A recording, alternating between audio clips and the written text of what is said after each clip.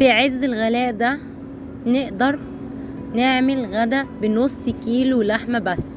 ايوه، انا عملت النهاردة نوعين من الخضار بنص كيلو لحمة. عملت ملوخية وفاصوليا خضرة ومعاهم رز بالشعرية، وخلصت في وقت انجاز. واللي ساعدني على ده حلة الضغط، عشان كمان كنت نازلة. لو عجبكم الفيديو ما تنسوش تعملولي لايك وتشتركوا في قناتي عشان يوصلكم كل جديد مني.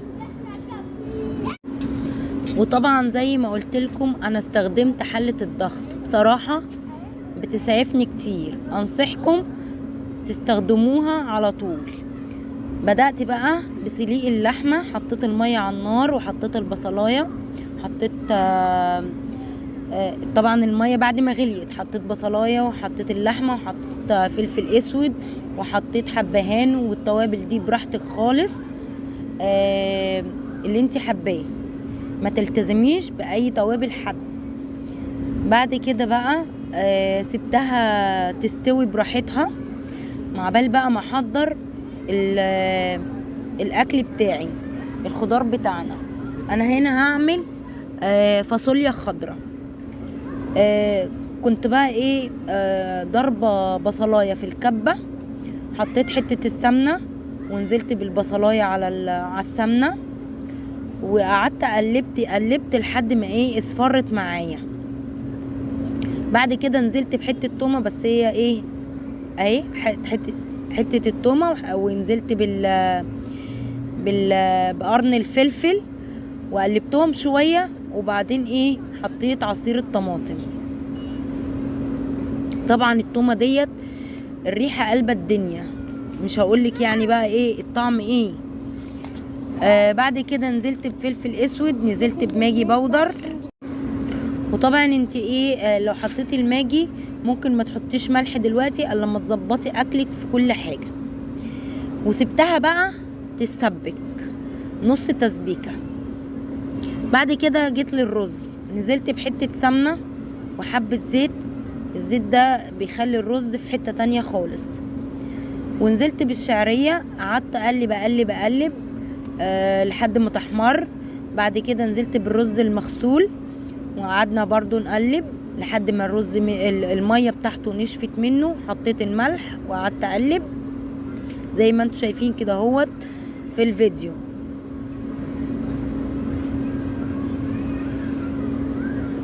بعد كده بقى مية من الحنفية، مية من الكاتل، زي ما انت حابة بتحطي المية المناسبة للرز والكمية اللي انت عاملاها.